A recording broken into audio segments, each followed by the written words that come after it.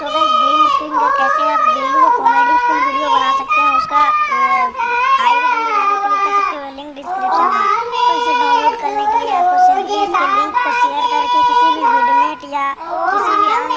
अगर YouTube video downloader में जाकर इसको डाउनलोड कर लेना है और इसकी जो आवाज़ है इसको आप म्यूट कर देना, ठीक है। टाइम मास्टर में जाकर म्यूट कर देना, मेरा साउंड कट हो जाएगा और आपके पास स्क्रीन आ जाएगा और क्रोमा की इनेबल कर देना, तो इसका हेड मिल जाएगा आपके पास। सारा वीडियो का कैसे करना है वो भी मैंने बता रखा है, आप जाकर दूसरी वीडियो देख सकते हो। सो गाइस ग्रीन स्क्रीन पे कैसे आप बिल्लू को कॉमेडी फुल वीडियो बना सकते हैं उसका आई बटन पे जाकर क्लिक कर सकते हो, लिंक डिस्क्रिप्शन में। तो इसे डाउनलोड करने के लिए आपको सिंपली इसके लिंक को शेयर करके किसी भी विडमेट या किसी भी